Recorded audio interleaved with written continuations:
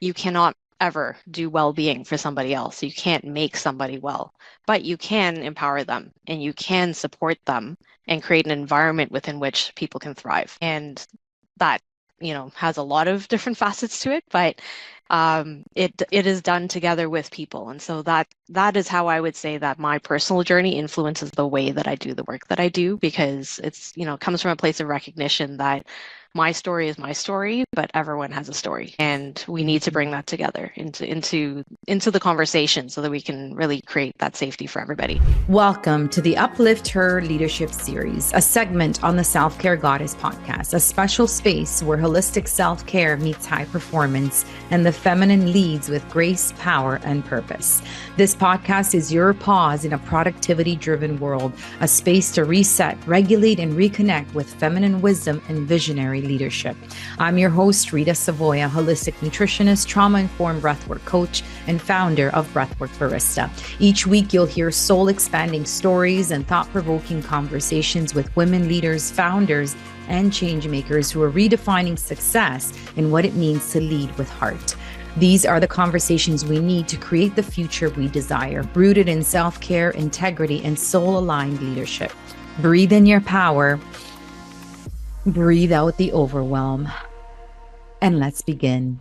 Hello, and welcome to another episode of the Self-Care Goddess podcast with today's guest, Carolyn, who will be talking to us about her beautiful life story and sharing with us her journey on the special segment of this podcast, Uplift Her Leadership Series. Before we start, as you know, let's walk the talk here on this podcast and just tune out the outer world. So just give me a few minutes to really go within and leave whatever's happening outside. So if you feel comfortable lowering your gaze or even closing your eyes to really go within and just follow your breath flowing in through the nose and preferably out through the nose. If this is a little challenging for you, you can actually exhale through the mouth. So in through the nose, just feeling the expansion as you inhale,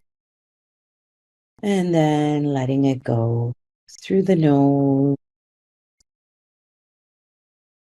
in through the nose, and out through the nose. I invite you now to just quickly scan your body and notice if there are any parts of your body that you might be feeling some tension, some stiffness, maybe discomfort. Let's extend those exhales and then channel those exhales into those areas. So breathe out of those areas that you might be feeling discomfort.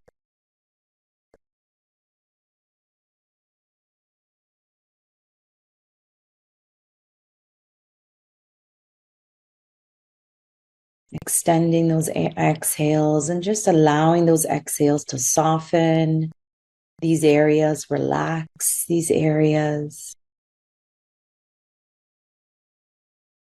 And now I invite you to send these beautiful breaths in and out of your heart area. So bringing attention to this beautiful organ that's keeping you alive. And as you continue this heart-focused breathing, I invite you to visualize someone that you're grateful for today.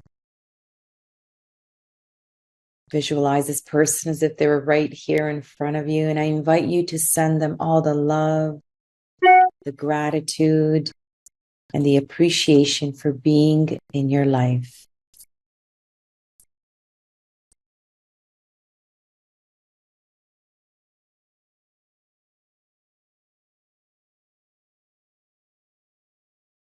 And now I invite you to send some love, gratitude, and appreciation towards yourself for being here, making the time for self-care and self-love. Slowly, on your next inhale, open your eyes and come back to us. Thank you for participating in that quick coherence technique from the Heart Math Institute.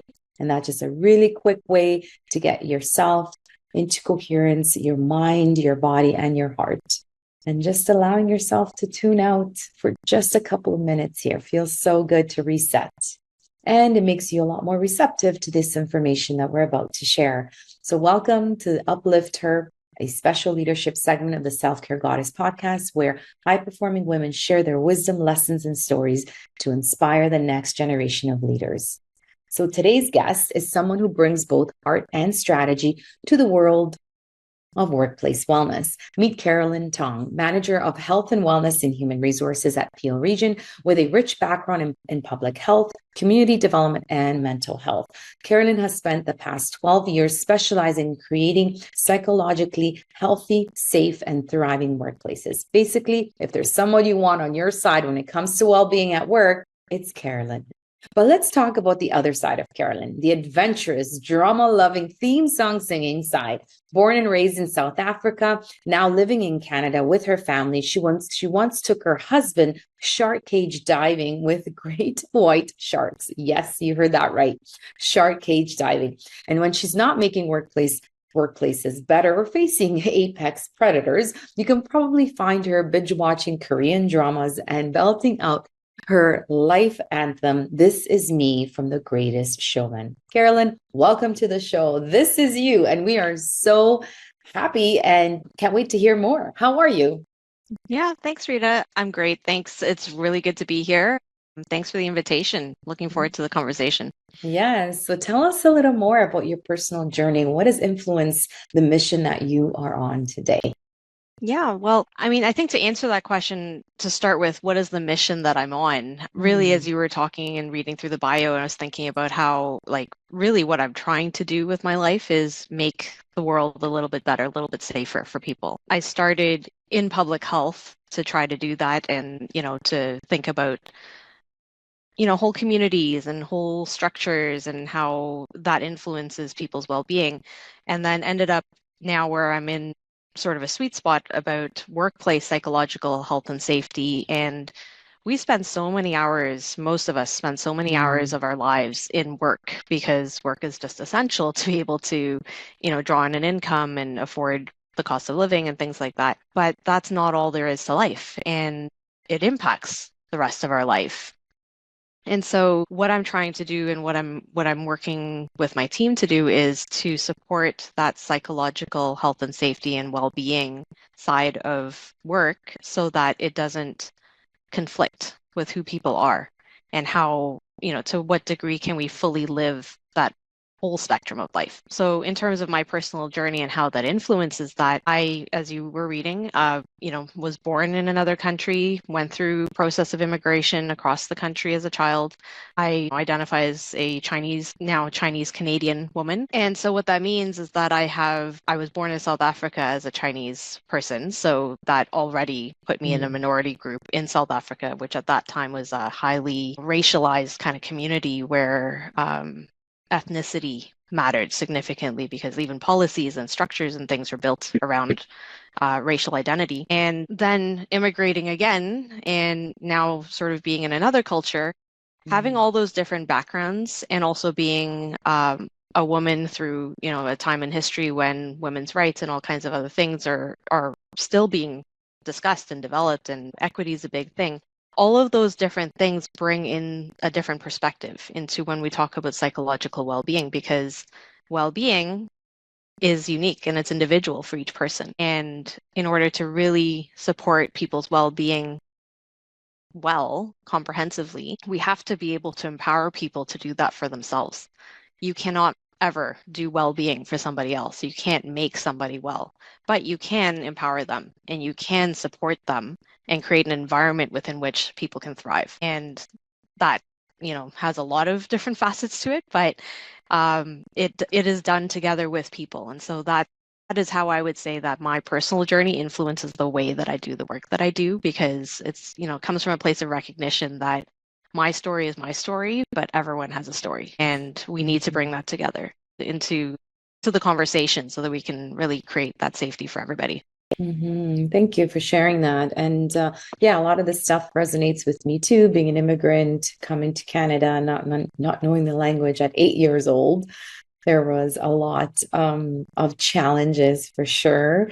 But I mean, do you ever wonder, Carolyn, if you didn't go through this experience, how different would your life be? And maybe the question is, what, which challenge do you think really, really set you on this path of wanting to help people?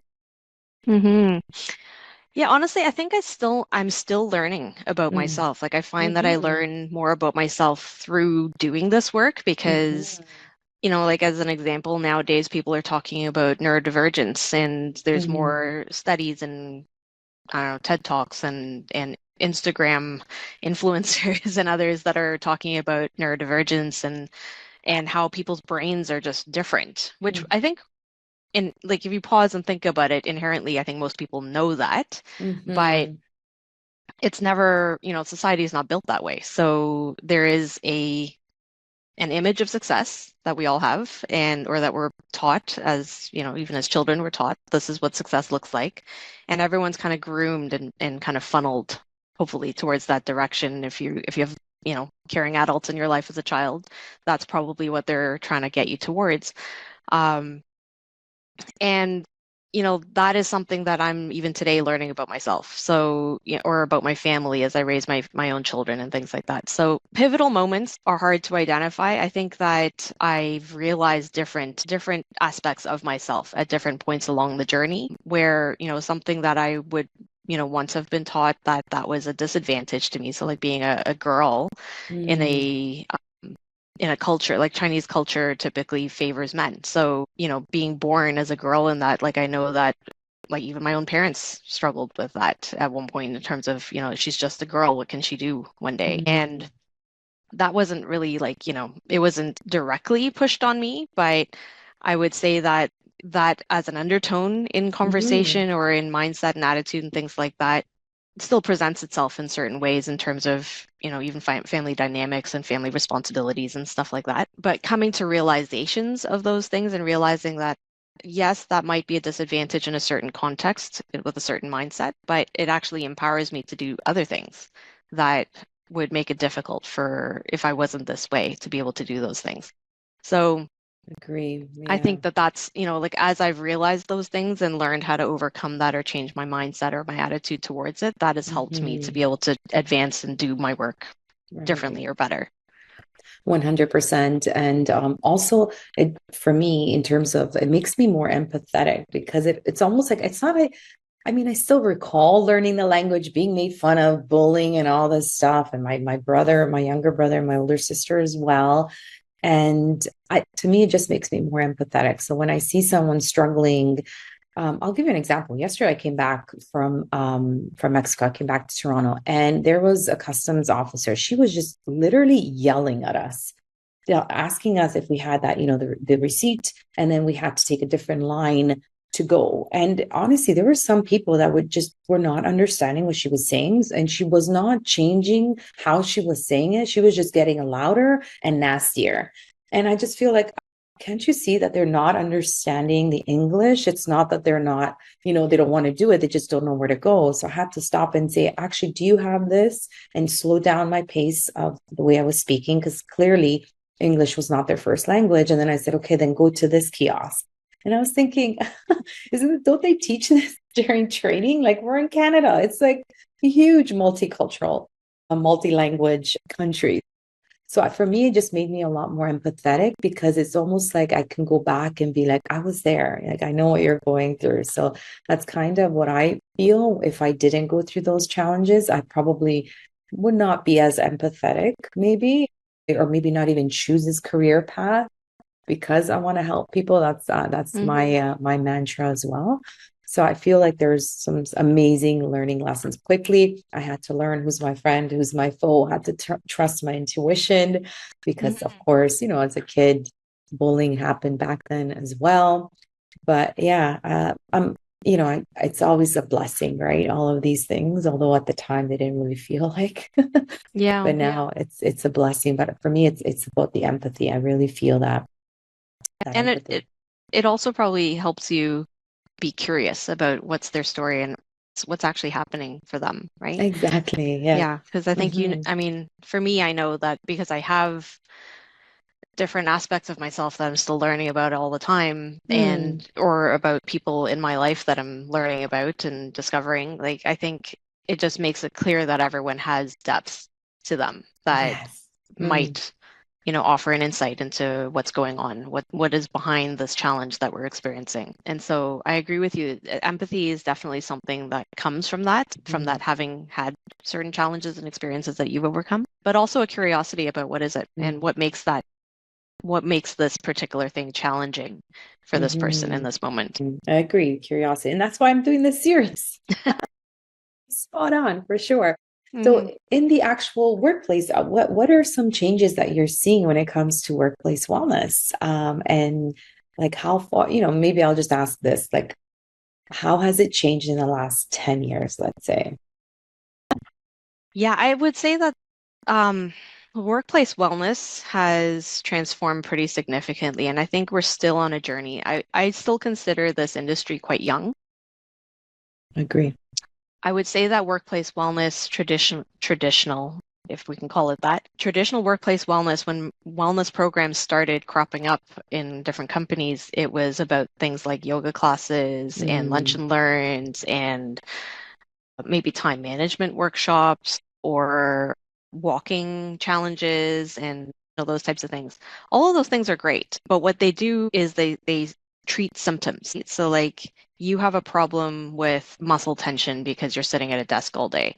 Well, we're going to introduce a lunchtime yoga class and that'll help you limber up and relax. Maybe it'll even give you a bit of a mental break, so that'll treat your mental health a little bit as well, but it doesn't get at the root issue of why are you sitting at your desk all day and why do you feel like you don't have the ability to stand up and move during the day? Like our bodies were not designed to be sitting at desks all day. And that's kind of been the origin story of workplace wellness programs, whereas I think now we're sort of in a shifting point in our development as an industry where organizations that are becoming more progressive are trying to get at some of those root causes.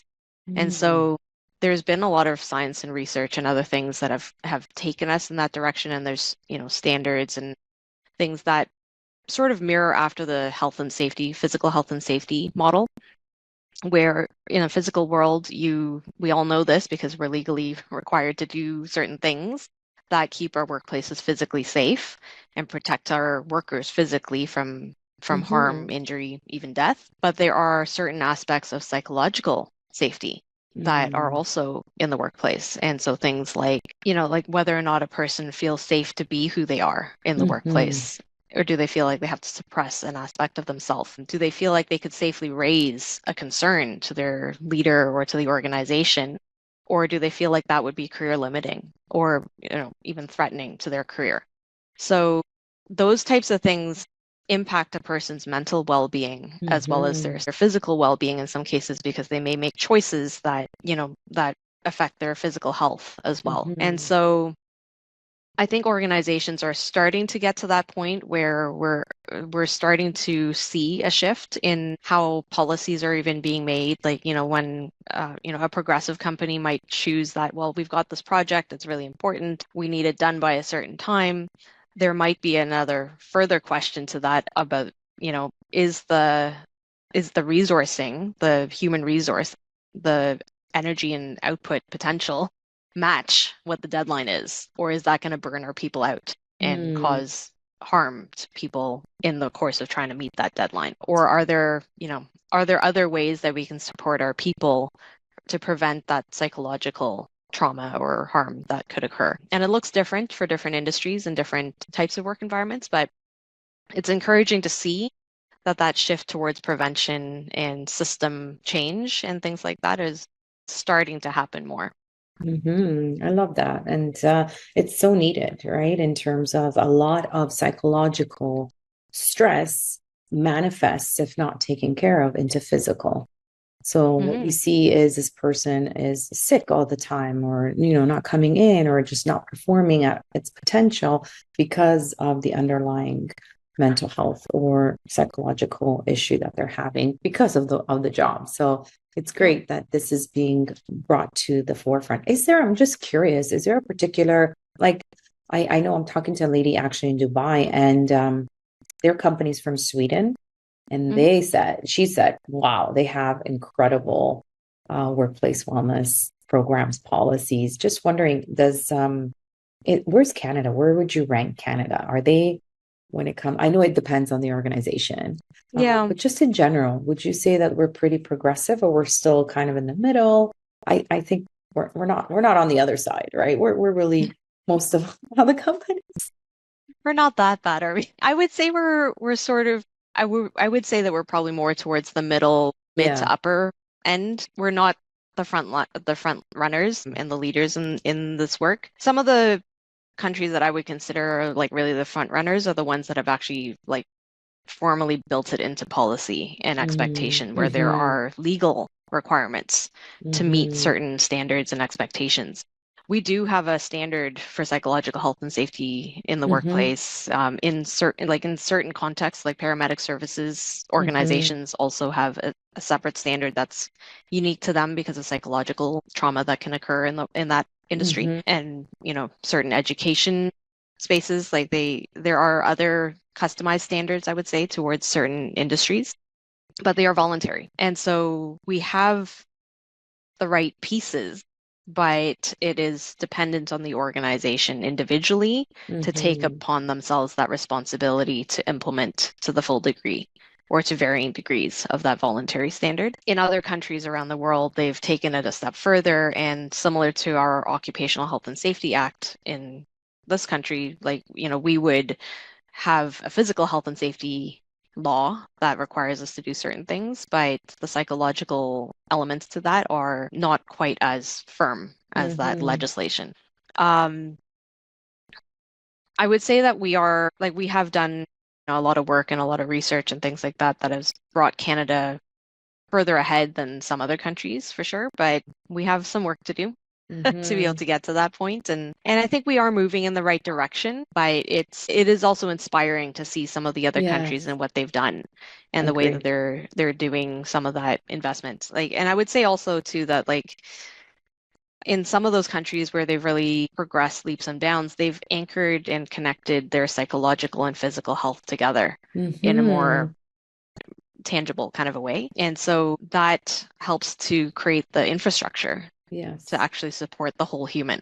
Mm-hmm. Whereas we seem to still be having debates in Canada in some spaces about whether, how connected is the mental health as much of a priority as the physical health and, things like that. Like I always come back to your brain is in your body and Exactly. your body fuels your brain. Mm. So we can't actually, we shouldn't be, I believe, Okay. separating those.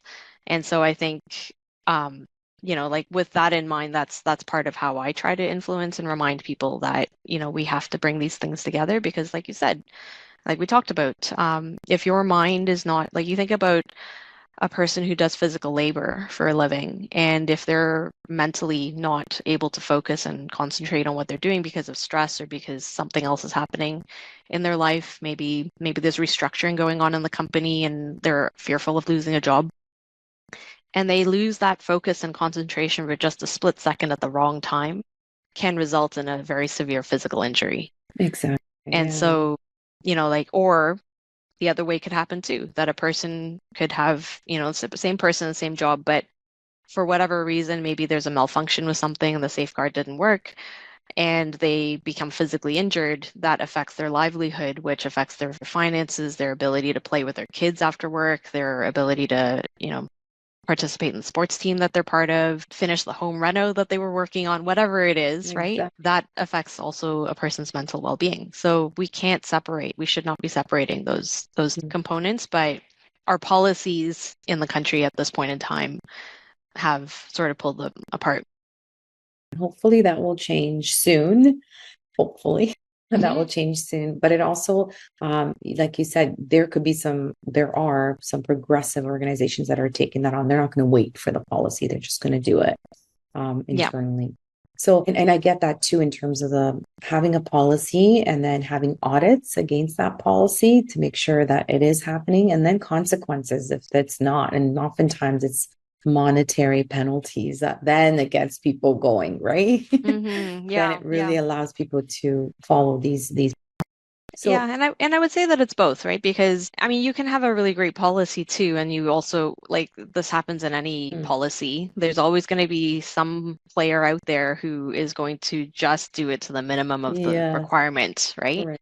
And so that's not really going to have the impact that is intended by that policy. Policies do help to create accountability and structure and Mhm. also visibility of certain things, responsibilities. But you also like the leadership and the commitment and the motive and the emotional connection to the purpose of Mhm. things also helps to drive that work forward. So, in your opinion, let's say if somebody's listening or watching this and they're like, yeah, we have a policy. What are some programs that are really working, in your opinion, and that really bridge both the physical and the psychological? Of course, the lunch and learns, we know about fitness, getting a discount at the fitness center, the challenges, and are wearables a thing now? Like, do companies invest in those? I'm just curious, if somebody else is curious too. So what I've learned is that the companies that are really doing this well have a balance between their physical and psychological programs and also between their prevention Hmm. supports and Hmm. their recovery supports. And they also build it into practice, like into regular business practice. Hmm. So that's sort of the direction that I would, try to encourage an organization or a leader to consider going is because if you keep it at that programmatic level, it becomes really tough for Hmm. when business pressures are actually unfolding and, like financial pressures Right. perhaps are happening Okay. and things like that in a company. The I get programs are the cut. first to get Yeah. cut because you have Hmm. to cut back somewhere. And so these are not essential to business practice, right? Right. So I I mean, they like do that. benefit business practice. There's a lot Hmm. of, good case for support studies and things there that will tell you Hmm. that there's a Hmm. good return on investment when you invest in these things. And it, increases your productivity and your innovation and creativity and helps you to be a front runner in business as well. But the reality is that if those are remaining at that programmatic level, it doesn't get you to the point of actually embedding it into business practice, which actually is going to address the risk factors that are causing harm in people's psychology.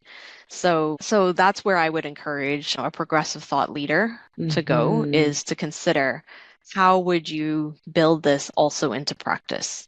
So the same way that you would make sure that a workstation is physically safe, does it also protect the mental health and well-being? Or you Hmm. consider your office environment or your production line floor, whatever it is, right? Like, Right. are there ways that you can consider what aspects of this space physically are also influencing people's mental well-being?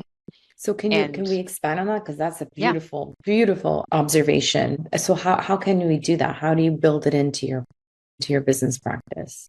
Is it a conversation that you're having? Is it training for managers and employees, of course? Does that look like? Is it an onboarding process? yeah, it's a bit of all of the above, to be honest. So it really depends on the workspace and the actual environment. So if you consider, for example, social support, like most people, and this is, you can learn about this through like change management and influencing in organizations, right? Most people will look to their immediate leader that they trust for information. And those people have a really critical role to be able to support and provide guidance. But some companies have, a whole variety of different leadership styles and models in a company where you may have a matrix model and you might not actually see your direct leader, or maybe you have a global company and your leader is based on one end of a continent and you're based on the other end of the continent, or, whatever it might be. It's sometimes difficult to form those relationships, right? That would be an example of like, trying to find out how would you actually create Mm, it such that everyone has an ability to connect in with another human, like a real human, who can mm-hmm. actually provide that support or remind you of how to get somewhere or do something to be able to support your well-being. Or if there is a concern that is actually impacting your wellness, do you have a person that you would be able to go to? And then you mentioned leadership training. Leaders also, okay, so say we've built that, we've now created the web and the structure, and everyone has a person they can go to. Most leaders are workers who become promoted into leadership, not because they were intending to be leaders. They didn't train to be leaders. They were just really good at what they did. And it was a logical step, so they progressed to the next level. They need to be equipped and taught and coached and mentored and all those things and how to be a good leader.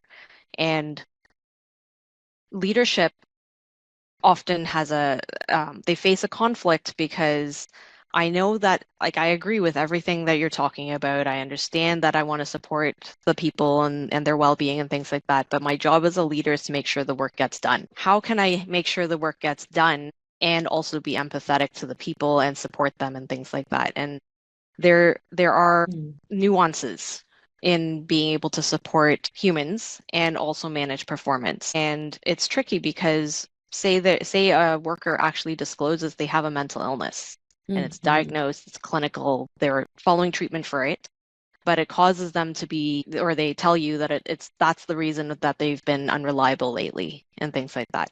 So job as a leader, you might interpret as, well, my job is to make sure that we reliably produce whatever it is that we're responsible for. And so that's not acceptable, although I understand that, there's a clinical thing and I don't want to get in trouble for discriminating against you because of your mental health diagnosis that you just disclosed to me. So how do you navigate through that? And it is tricky because leaders often want to help their people, and they may step across that line and try to play therapist to that person, or they may let it slide and let it go. And there is a almost an art to being able to navigate that in a good way, because mental illness is not necessarily an excuse for poor performance, and the two do both need to be addressed. And sometimes they have to be addressed separately, and you can provide a support for the person in terms of their mental illness and their recovery from that illness. Because if a person had a broken leg and they weren't able to drive to a particular site to do their job, you would have the appropriate conversations, you would accommodate, you would provide another way for them to do it. Can they do it virtually? Can they do a different duty? Do they need to take a leave to physically recover if there isn't something they can do that's appropriate? Should be offering the same types of support for a mental health recovery through appropriate treatment and guidance and things like that. But you would never allow a person physically who isn't able to do a physical job to, well, I guess you don't need to do the job then, and we'll just let it go, right? Like, so you would still manage performance. You would still ensure that the team is able to do what they're supposed to do. And as a team, you're able to produce your outcomes, but you'd also provide the support to the person. You wouldn't just abandon them to, well, you let me know when you fix your problem and then we'll talk at that point. So we have to get better at actually helping people to understand that balance in that responsibility to support people and to be empathetic and human and all those good leadership characteristics, and also maintain your responsibility as a leader without overstepping into, becoming a therapist to somebody when that's not your role. Even if you are a therapist, right? That's not your role in that particular. And then just tapping into some sort of EAP once it's been recognized that this person would benefit from that. Yeah. So, I mean, and that's the thing too, that companies can do is they can make sure that there are adequate resources that you can refer people to. Most companies these days do have an employee assistance program or an employee and family assistance program, but there are also numerous, in Canada, we have numerous community-based resources, because sometimes it's not your employee's mental health problem, it's their grown, recently graduated from university son or daughter or somebody who has moved home because the cost of housing is astronomical and they can't afford to move out. But they're unemployed, so they don't have a benefit provider themselves, and you can't afford to put them into, therapy or whatever they might need. So that's taking a toll on your worker now. So in some of those cases, it's helpful to know about like community-based resources and supports and other opportunities to be able to help to empower. Again, it's about empowering that employee, and each person has their own journey and their own wellness, and they have to be empowered to be able to access whatever they can to support their own well-being in the way that they need to. But it's helpful for leaders to be able to have language to be able to do that, how to empower Exactly. your worker, and how to set that expectation that I'm here to support you. I'm willing to provide to you these recommendations. I'm willing to help you think through how you want to do this. But the Mm. responsibility sits with also the individual to take that on. Yes, it does. Yes. And so we talked a little bit about the actual recovery process. How about prevention? What can you do for prevention? What sort of practices Hmm. can you weave into the organization for prevention? Yeah. So prevention, there's different levels of prevention. There's obviously the individual practices that you want to encourage because, as you know, most of us probably know from all the public health messaging and everything else, that we should be eating well, we should be exercising, we should be sleeping, all these things. So there are those supports that you can provide for individuals to be able to support their individual wellness Mm-hmm. Mm-hmm. strategies and plans and things like that, self-care strategies. But there's also through understanding, like if you do collect data within an organization to be able to understand, are there patterns? You won't know that Mm-hmm. until you actually start looking at, Yeah. through some kind of data, be it a survey or, other metrics related to attendance or sick leave or what kinds of issues are people accessing even medication for? So if you notice that there's like a high usage of sleep related medication, then Mm-hmm. maybe there's a sleep challenge that is happening Mm-hmm. among a majority of people. There's also other external data, like published data, that will tell you, for example, if you have a shift-based organization, can almost Mm-hmm. guarantee you that you're going to have some sleep-related challenges in that organization because of the nature of shift work.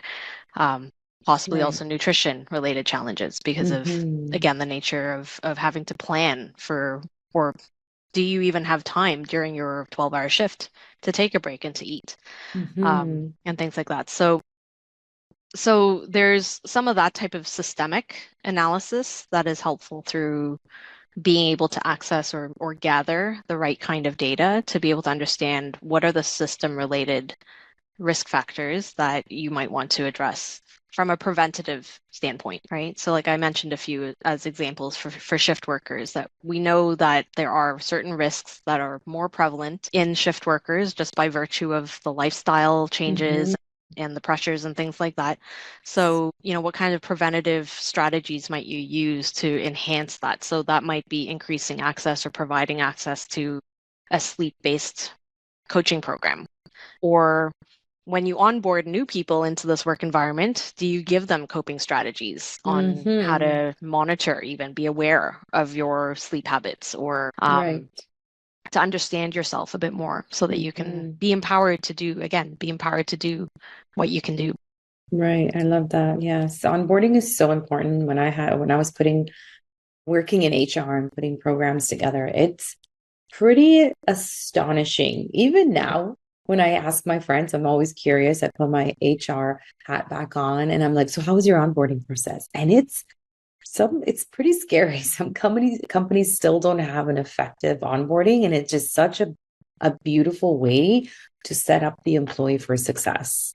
So it's quite Yeah. scary how some really big companies too, and you would think that they would be progressive, and they're not. It's just so important to start Hmm. that journey employee relationship on a good foot, and uh, yeah, that's a really good one in terms of circadian rhythm disruption for shift workers is huge, huge, and Yeah. not many people are talking about it, and it can really affect their everything, physical, mental, emotional health too. So thank you for that. I was I speaking would, of individual self-care practices. Have you experienced burnout, given all of the accomplishments you've accomplished and the things you're working on? Just curious if you have. And if so, what were some of the warning signs that you can share with us? yeah. So my loving husband is my canary in the mine. So he will point out to me certain things when like when I'm not myself. Um, so I would say that the warning signs for me in burnout, because I have experienced burnout before, is it's the disconnectedness from the Mm, passion and the interest, and it's I'm still going through the motions, doing the work and all that kind of stuff, but the emotional thrust behind it is not there. Right. And then, there's the other physical symptoms in terms of like the lack of quality sleep, the grinding my teeth at night, like those types of Mm. things as well, right? In terms of like what kinds of things have caused or like led me to that point, it is like people in caring roles, like people who really want to do well. Most leaders, I think, especially when they join the ranks of leadership, like they do it because they care about the industry and they care about what it is that they do. They usually do perform well at whatever it was that they were doing before they became a leader, and that's usually where most people enter into leadership, is leading people who are doing what they would have done as an employee. And so you do that well and you care about the people that are doing that work. And caring can have a toll on people as well if you don't set healthy boundaries. And so sometimes it's about understanding to what degree you can influence something and take ownership for something, and to what degree somebody else has to also step up and meet you there and be able to, if it's caring for your employees, they also have to own and be responsible for their part in their own self-care or their productivity or whatever it is that you're concerned about. But also leaders have the opportunity to influence policy and change organizations and things like that too. I have a high level of empathy for middle managers, especially because that is Mm. tough, right? Like that's where a lot of people that I know would burn out, Mm. because they care for their people, their direct reports and their teams, and they want to do the best that they can for them. And they have a little bit of power, but they don't have the right Mm-hmm. level of power to actually change the organization in a lot of Mm. cases.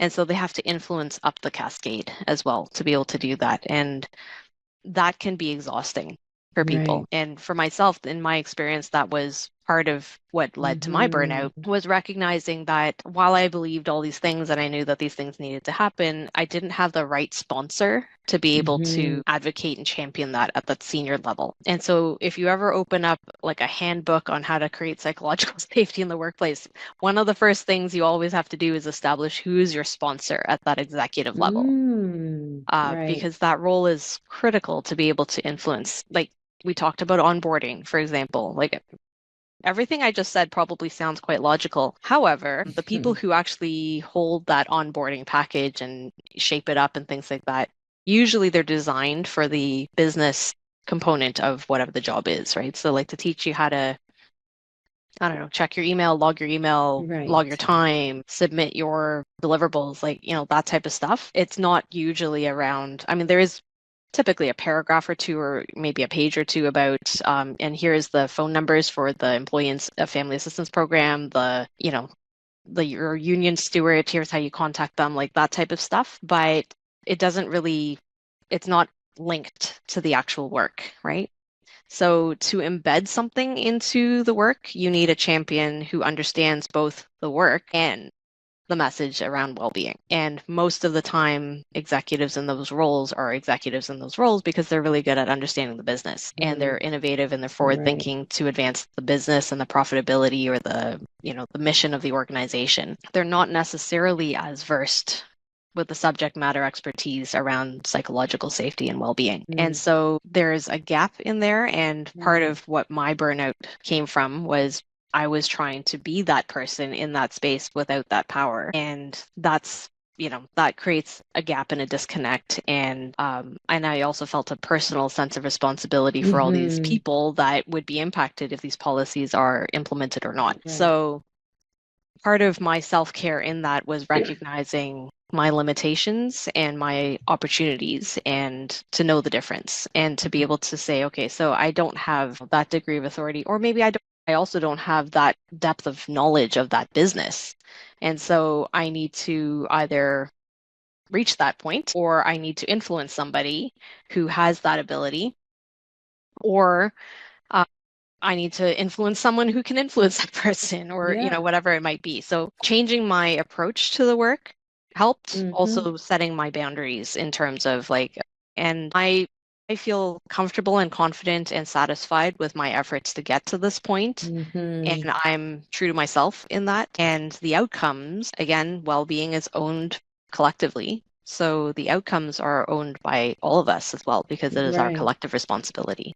It's not Mhm. just my responsibility to make this happen for all these people. So what would you do different if knowing what you know now? I know it's easier in hindsight, but do you feel like you had to go through that in order for you to realize it, or do you think maybe you could have done something different earlier on to avoid the burnout?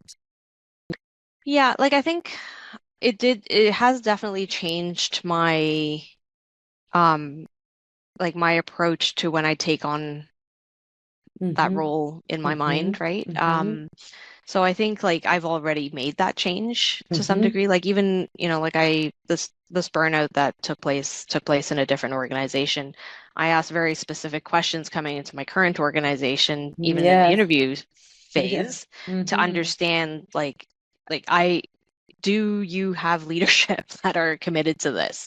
What does your commitment in this organization look like? And are they like, is there a readiness for the kind of Mm. work that I would like to be able to help support? Right. And so having that knowledge has helped me to be able to Yes. understand, like, and I'm still here. So I chose to take it on, but I did that now knowing Yes. where we're at and where we need to go. And that's how I assess, like, are we making the right progress, and are we Mm-hmm. are we shifting the mindset and things like Mm-hmm. that. So I think I think, that is how I am doing things differently from how I was doing things then. And also Mm-hmm. reminding people about shared responsibility is Mm-hmm. another part of it as well.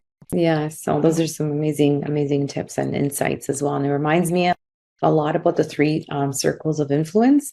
So Hmm. focusing on the things you can control, forget about the things you cannot. But out of those things you cannot control in the situation is what can you influence and who can you influence to help you deal with the situation. So it sounds like Yeah, that's exactly. exactly what you were Hmm. doing. Yeah, it's such a beautiful tool. I remember just sharing it with my leaders when I was in HR, and they were just like, that makes so much sense. And now I do it with everybody, Carolyn. I do it with little kids. I talk to my nieces. I'm like, okay, here we go.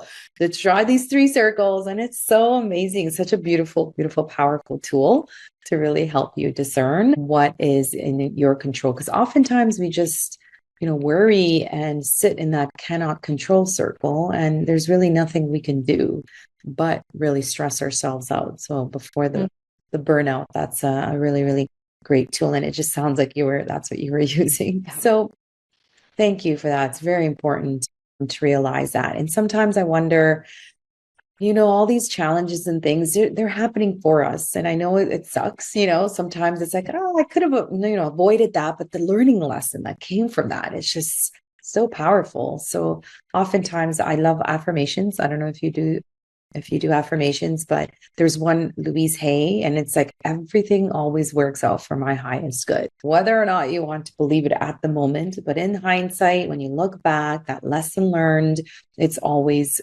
working out for your highest good. So, and sometimes, yes, we do need to go through that little bit of pain to really come out in the end with that learning lesson. So I'm going to ask you this because it's such an interesting question. And I think now more than ever, is there such thing as work-life balance? Or do I have some of the women on the show, they're just like, oh, cringing at this. What are your thoughts on that? Can we avoid that burnout by balancing it more if there's even such a thing? What are your thoughts? Yeah, again, it's individual, right? Mm-hmm. It depends on the person. Some people are work-life separators, and the only way that they can get balance is that they have a physical, mental, full separation from work for a period of time. Other people balance their work and life through integrating. So they're work-life integrators. So, that's the parent who's on their email at the kids' soccer game so that, when the kid's not on shift, they may appear like they're the distracted parent and, isn't really engaged with their child, but that may be the way that they're integrating their That's life, so true. because they're actually able to be at the game and they were able to bring that child to the game because of that. And in other cases, like, they attend the game, they aren't on their phone during the game, hopefully actually enjoying the time with their child, but that means that they're working till 9 o'clock that night because they took an extra hour and a half out of their day to go to that game. And so after the bedtime routine and everything is done, that's when they have time to come back to what they were doing. And so, I think societal mindsets have started to shift a little bit in terms of like outside of the regular 9 to 5 office hours kind of mindset, that sometimes work-life balance looks like putting life into work space and exchanging some of how you do that so that you can also prioritize both. So I think the models are different depending Yeah. on the person and depending Mm-hmm. on how we do that. Like for myself, I've gone through phases and seasons of Mm-hmm. both. Like I integrate my work into my life a lot now because we thankfully at the organization I work at, we have a work life or a flexible workplace policy, flexible hours policy. So for depending on operational needs, so if you are a care attendant in a home, you might not be able to access this the same way because there are people under your Mm-hmm. care that need you to be physically available on site during your shift. So that wouldn't necessarily apply. But if you have the flexibility, that's afforded to you by the position that you have, then you have the ability to be able to flexibly use your day, as long as you're also accounting for your hours and you're being transparent with your leader and your leaders agreed to this. And, like there's other safeguards and things like that that are in there. But I take advantage of that on certain days because I have 3 young children and dentist hours are the same as office hours. And so sometimes I have to take the kids to the dentist. And that means that I have to block off a longer lunch time so that I can make sure that I can get them from school, bring them back to school, and do the dentist in between. And I flexibly use my time through the rest of the day so that I'm not losing on the work time. I'm being Mm-hmm. responsible with the work time, but I'm taking advantage of that. So I think that type of an evolution in a lot of companies has helped people to be able to find that balance. But aside from, the hours and the punch in, punch out mindset and things like that, there's also the mental stuff that happens with Mm-hmm. work, right? Like, do you turn off your work brain when you turn off your Mm-hmm. computer? Or, are you still pondering about your work while you're making dinner or, whatever it Right. is that you do after work? That is trickier, I think, for a lot of people in terms of how do you disconnect, especially nowadays when a lot of Right. companies were remote during the Mm-hmm. pandemic. Some have gone fully back, some of them are now hybrid. So hybrid is a blessing and a curse in a way because, now your office is in your house. Mm-hmm. And, so people often will actually spend more time in their work mentally or even, So proactively like true. at a computer. And so some of that is tricky and that's a personal boundary setting in terms of understanding how do you do that. I do try to make sure in my own sphere of influence as a leader with my own people that I encourage them.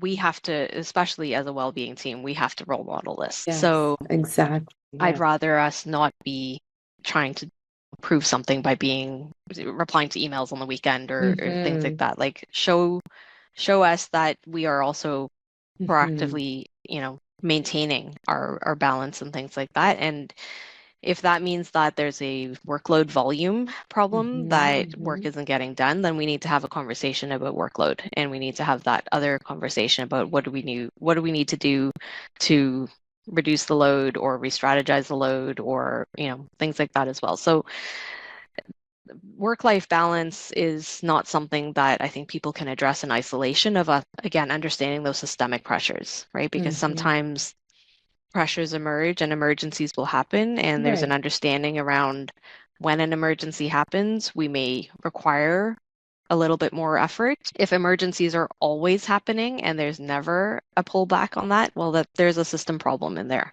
And so there needs to be some conversation and often, those conversations don't have the space to be able to Mm-hmm. really address and to understand. And so part of again, building into actual business practice is making sure that we have space to be able to have these conversations and to do the appropriate analysis and come up with solutions that are workable, that are not at the cost only of your employees and their capacity and their mental health and well-being. So it's a long answer, it's a complicated answer, but I do think it is attainable, but there's certain components that are vital Mm-hmm. to making it attainable. On the personal responsibility side with setting boundaries and understanding your own needs and your own approach. Some people can't do integration. It stresses them out. So Agree. if that's you, that's okay. You accept that about yourself, you learn that about yourself, and you set your boundaries in the way that you need to, that I have to have a more firm work day and this is how it is. And my life is lived the rest of my life, because work is also life. The rest of my life is lived outside of that. And other people will integrate, and that's fine too. And you figure out a way to do that and also disconnect. Yeah, exactly. And just learning about yourself. I love how we bringing this up. We take this up all the time, and you keep mentioning it as well, is just learning more what works for you and meet yourself where you're at. And so I do a breathwork experience, and part of it is like the somatic release. And we do that in the beginning of the experience. We move our body just to release any energy, any stagnant energy, any stress. I mean, we carry so much in our bodies, right? And so I have a client who, and that's what I love about this experience, is a lot of the breathing techniques people just take into their daily routine. So I have a client that comes from work, parks his car in the garage, and literally shakes off the day, and that does not bring that stuff that happened at work into the home. So he's about separating that work-life balance, right? And a few other techniques. So it's just so great. A few other techniques I know that people are okay with integrating in, and they'd have like their workspace in the bedroom and it works for them and it's fine. But I know some other people, like you said, they'll be dreaming about work. And when I ask them, where is your workstation? Oh, it's in my bedroom. I'm like, well, that's why you keep having these dreams. You gotta separate the two, right? And just like really have a space just for work. So yes, it's really, we're all different. So I love that you brought that up. For some people it is balancing, some people it's more about integration, some people it's separating the two. So I love those examples of the soccer game too. Very nice, thank you. So let's shift gears a little bit, and I know we talked about this a few when we first met, and really a theme that came up, and I think I mentioned this as well, is this whole feminine and masculine energy. And I know there are some industries that women especially need or feel the need to be more in their masculine energy than other industries. But what are your thoughts on that? How have you found ways to sort of embrace both? Because we need both. We need to have both and access to both and adapt to both energies. But what I found and where I worked in Dubai is, whether it was the region, whether it was the role, whether it was whatever I was going through, that I was really embodying more my masculine. I dressed more in suits and I didn't smile as much. I wasn't as bubbly. And then when I came back to Canada, when I had to really help my mom and nurture and take care of her, I felt at home. I don't even know how to describe it, but it just felt so good to be able to balance both and just be more in my feminine as well, more so than when I was working and living in Dubai. Well, I'm just curious, your thoughts on this. Yeah. I mean, it is a really interesting question, because it also stems from people's perception of masculine and feminine energy, and cultural backgrounds can have an influence on that too, right?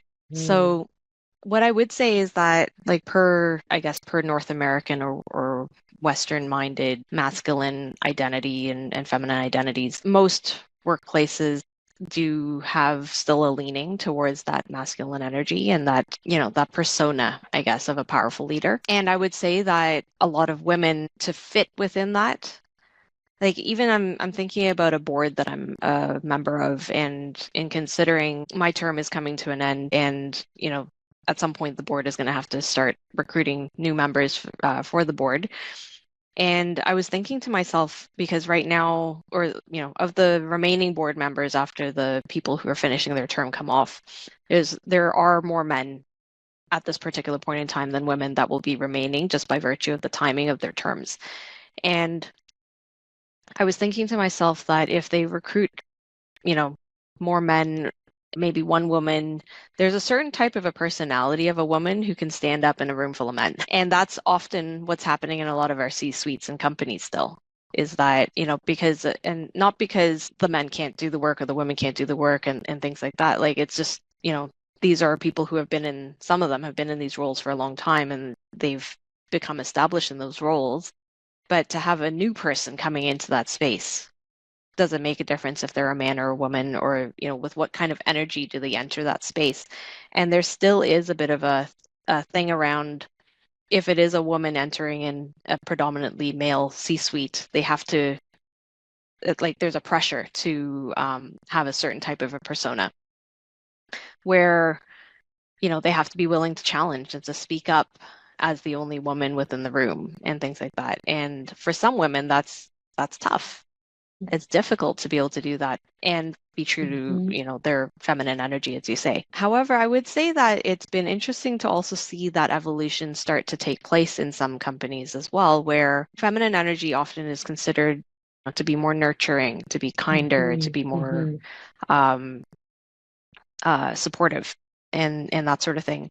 And the masculine energy typically is perceived to be more competitive and, like power asserting, kind of that type of energy. And what I've seen interesting in I've worked in a lot of female predominant industries where even in those spaces, the women had more of that masculine energy that they were bringing in. And I've seen also the evolution take place over the past number of years where they've started to become more collaborative. They started to be able to bring some of that supportive energy to celebrate genuinely each other's successes, and some of that sort of thing. And it's been really refreshing to see how that is able to still be done, and you can still be successful, and you can still assert yourself and have your voice heard, and all those kinds of things. And you don't have to do it in a like power asserting kind of a way I agree. that women sometimes feel like they have to do to be able to prove themselves. It still happens, like I think, and I think in some spaces, because of what the tone of the environment that they're in, sometimes women still need to leverage that side of things to have the confidence to speak assertively in certain spaces and to challenge norms and things like that. And I think that's not necessarily a bad thing, but you can still do that without belittling or putting down another party. And you can, like, the success of one doesn't mean the failure of another. And that type of mindset has, I think, been part of the predominant masculine energy that's sort of the more traditional business culture. And so it's interesting to see how there's starting to be a bit of a shift, and it's starting to be more of an empowerment of a different way of doing business. More collaboration, I agree. More uplifting, more working together, just women really working together, because now there's less of a competition, I feel. So it's definitely shifting. I see that too, which is great. Yes, I'm very, very excited to see what the future holds, and for the future leaders as well, women leaders too. What is one piece of advice from your experience that you would give to high-performing women on how to cultivate resilience, especially during times of uncertainty or challenging times? Yeah. I think the one thing I would say is to know yourself well and to be authentic to that self. That's hard, right? Because sometimes that means being vulnerable. And sometimes that means admitting that you're still learning yourself. And I think there is still a pressure with leadership that you want to have the answers. You want to be able to provide that assurance and that certainty. And there is value in that when leaders can provide that. But sometimes that's not possible. Or sometimes it's a bit of a stretch to be able to have that kind of confidence or you disagree, or you aren't aligned with whatever that direction is and you wrestle with it. So I think part of what can help a person is to know yourself and to be authentic to yourself and to understand within yourself what it is that what do you truly believe about the work, about yourself, about your environment and things like that. And also, how are you going to now portray that authenticity into the work? And that doesn't necessarily mean divulging all the confidential stuff to people who shouldn't be aware of certain things that are confidential. But there are ways that you can be genuine and as authentic as possible, even when there's uncertainty. And when you can do that, it helps. For me, it absolutely helps with me being able to sleep at night and being able to know that I'm true to myself and I, lived according to my values today, and things like that. It helps to build that safety for your team and for your environment as well, so that the people know that, like you're being real with them as much as you can be. And most people are pretty understanding that you can't always divulge everything, but you create safety for them to be able to come to you with authenticity as well.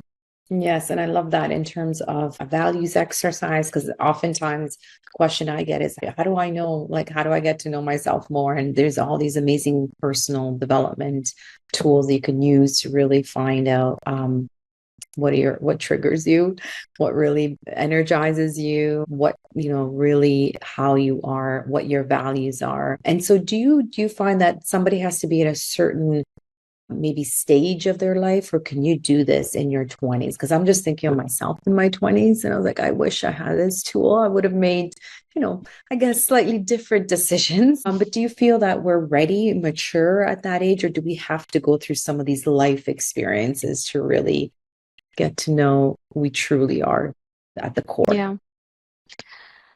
I think it's a journey. I don't know if I would consider myself having arrived at that point now, even. Like I said earlier, I'm Mm-hmm. still learning about myself.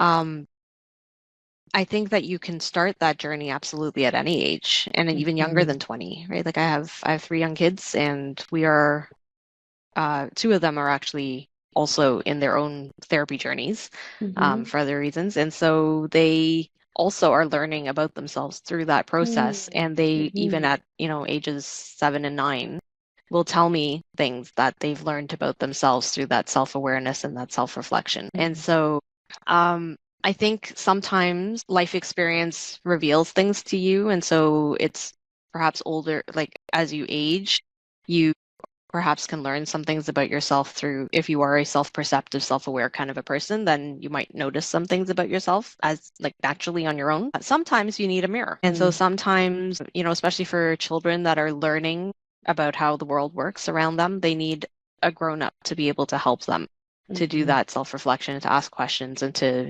even maybe tell them about observations that you're making about them and things like that. In your 20s, sometimes you would have friends or others in your life that would be able to reflect that to you, or you might, if you're self-perceptive, you might notice about yourself, but you're growing and developing and your mindset and your worldviews and all these other things are evolving as you go. So what you think of yourself and how you understand yourself at 20 may be different by 30 or 40 or 50. Mm-hmm.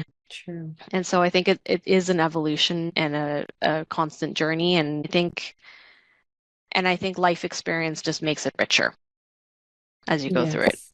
Yes. And that's amazing that what you're doing with your children as well. That is pretty powerful, insightful things for sure that you can learn even at that age. Definitely. Yes. So what are your top three self-care habits, Carolyn? I'm curious to help you stay grounded and energized. So sleep is a Mm-hmm. non-negotiable for me. I try to make Yeah. sure Mm. that like I say I sleep for my sake and for everyone else's sake. I'm not a great person to be around if I'm not getting quality sleep. So, there's the physical self-care, like just the basic necessities stuff in terms of, sleeping, even eating and, taking breaks, standing up, moving. Movement is a big part of that as well. But the one other thing that is kind of a not what somebody would perhaps normally say is a self-care practice, as I'm actually doing a second master's degree. Mm-hmm. So someone else listening, what are you talking about? Like that's more work. That is not self-care. But what's interesting that I found is that I can be quite analytical as a person and more cerebral and like it fuels me to engage my mind in certain things. Mm-hmm. And so that was a journey that I started a little over a year ago where I took the plunge and decided, even though, I did do my first master's like I don't know, almost 20 years ago now, decided I would do it again. And so that's been my almost experiment to see whether or not you can actually do a whole master's program after kids go to bed because it is asynchronous and I can do it, with flexible time most of the time. But what that's done for me is that it's actually given me that separation from work because I pour my mind into something else Mm. entirely. And it's given me space to be able to experiment and practice new skills um, and to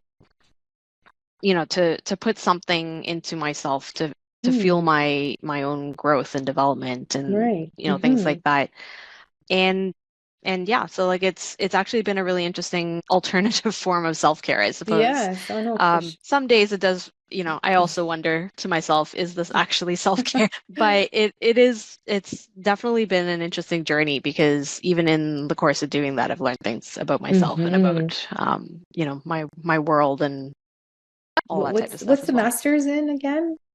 It's a Master of Counseling Psychology. Right. So, Yeah. and that also is enriching my work, because it's connected to a different way of analyzing the psychology of the workplace and things like that as well. It's giving me different skills in terms of, clinical practice type skills and things like that as well.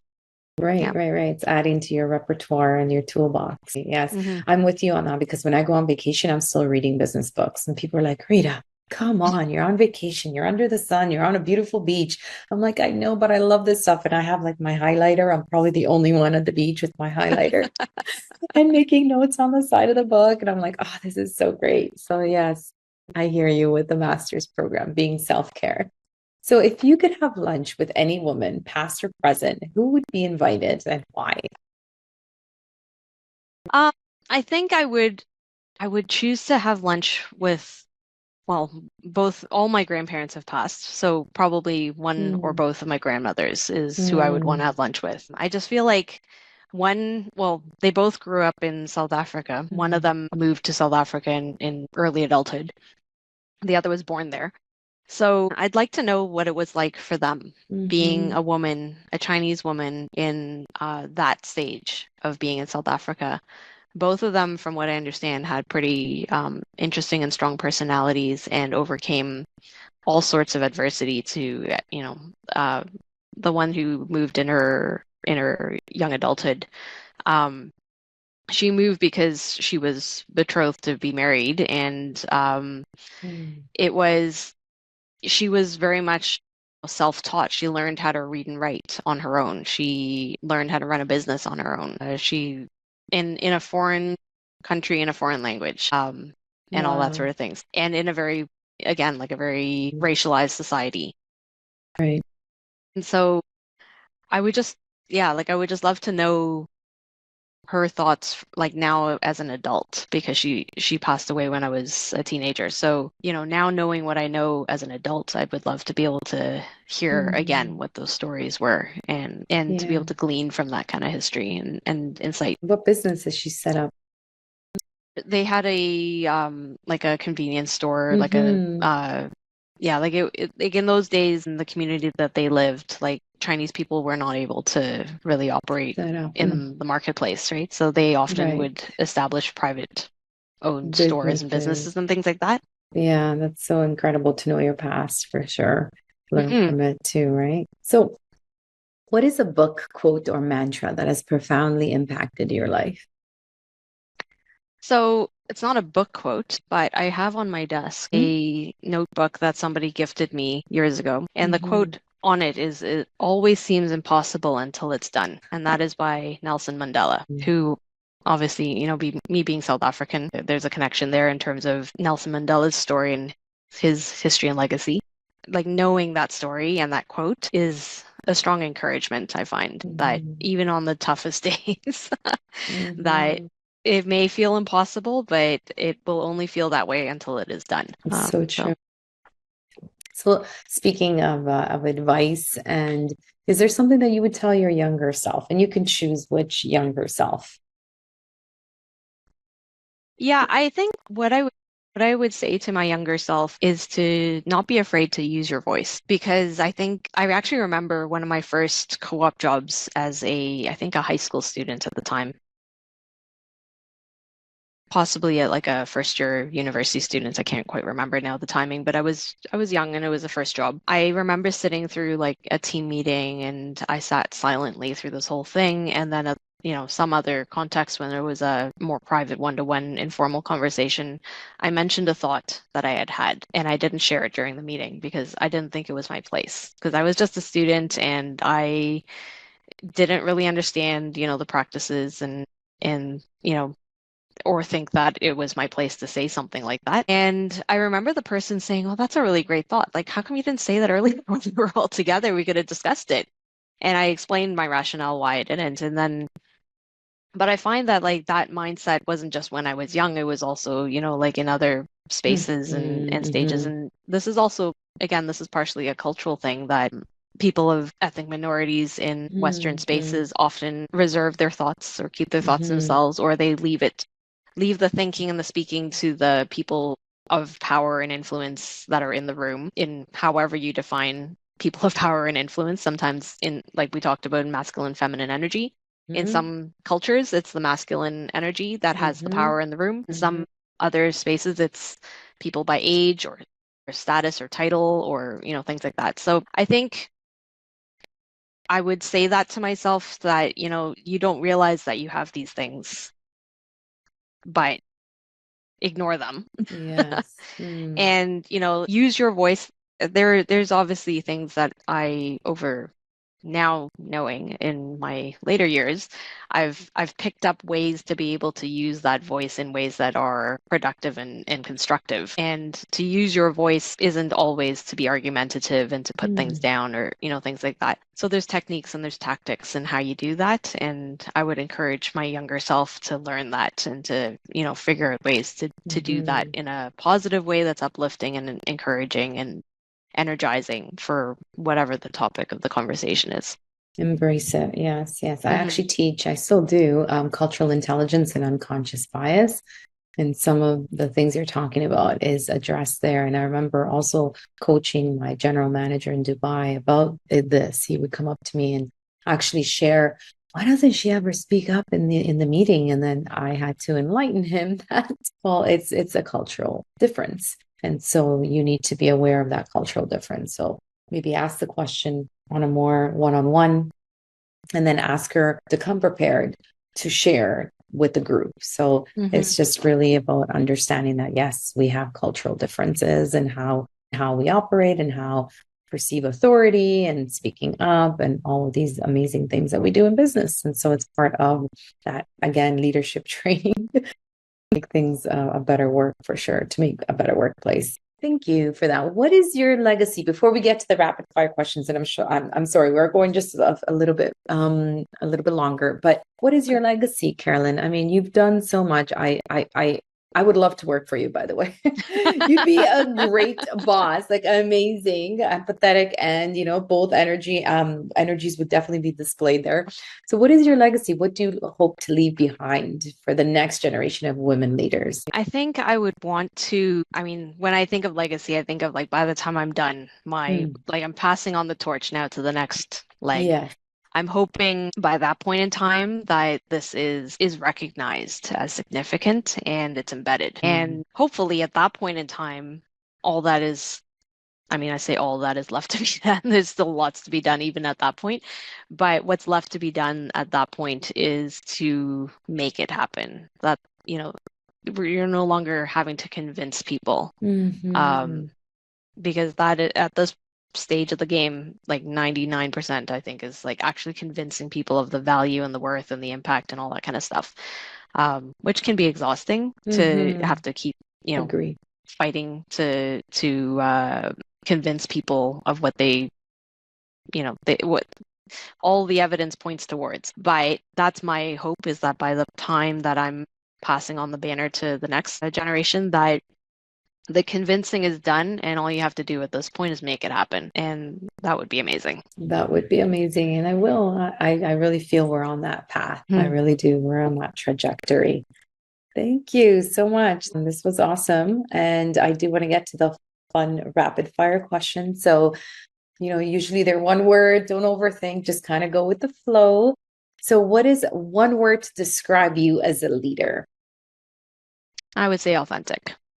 Very nice. Morning person or night owl? Morning person. Coffee, tea, or something else? Coffee. Mountains or oceans? Oceans. Pizza or pasta? Pasta, definitely. Which one? What's your favorite? Oh, I love a cream-based pasta. Okay. Yeah. Nice. So any cream-based pasta is good for me. I like gnocchi. Gnocchi's also good, and yeah. But I'm not picky. Mushrooms and peas cream pasta, so good. Favorite way to celebrate a win, a big or small win? What's your favorite way? I like a good meal. to celebrate. I think it's, to go out, maybe go out for a meal to celebrate would be the way I would do it. Very nice. What's your go-to feel-good movie for a cozy day with chocolate and fuzzy socks? These days, we watch a lot of Disney movies. Good. But that's my season of life. Yeah, exactly. And if you could instantly master one new skill, just like that, Carolyn, what would it be? I think it would be a language, probably Mandarin or Cantonese, because I have family roots on my in-laws' side. Right. Yeah. Well, I can see you doing that after your master's, like a couple of years after your master's program. The one language that I've always I mean I can limp along in it through years of work, but it's always been a challenge for me to actually feel like I can master these languages. Yeah, I feel like with AI too, I think it can really, there's some tools out there that can really help. Now you don't have to. Now the AI does the auto translation for you. And if you can gift every woman listening or watching one thing, tangible or not, what would it be? A sense of empowerment. Yeah. Thank you. That's beautiful. Well, thank you. Thank you so much, Carolyn. You've been like such a delight to speak to. Thank you for your insights, your golden nuggets that you shared with us. And you just seem so cool, calm, and collected. You're speaking very authentically. So you're really walking the talk. That's energy that I'm picking up just from the conversations that we've had. And your workplace is really lucky to have you. And so are we here in Canada, because you are definitely walking the talk when it comes to workplace well-being and looking after your own well-being. What you're doing with your children as well, raising their self-awareness at a young age. I think it's just such a beautiful way to incorporate and bridge the gap and also look at what we're doing in the workplace. I so appreciate you sharing these insights and these thoughts. And I'm so happy we connected and our paths have crossed. I really did enjoy this conversation and value your insights and some really, really good things to consider that I have not considered yet. So that's why I love having these two. I'm also learning, and I'm sure our listeners and viewers have as well. And thank you for the amazing energy that you had today. I appreciate you. Thank you. Yeah, thank you. Thanks for having me. Thanks for reaching out and the invitation. It's been good to connect. It's also caused me to pause and think and reflect too, which has been, I mean, like I said, self-awareness is a journey, and this is part of my journey. So thank you. Thank you. Have a beautiful rest of the day. Bye. Thanks. Yep. Take care. Thank you for joining us on Uplift Her Leadership Series, a special segment of the Self-Care Goddess podcast. If this conversation lit something up in you, please share it with a fellow change maker, and let's keep building a new model of leadership together. Follow me on ritasavoya.com and stay connected for more conversations that blend well-being, wisdom, and bold feminine leadership. Until next time, breathe mindfully, live intentionally, thrive gracefully, and remember, self-care is your superpower. Ciao for now.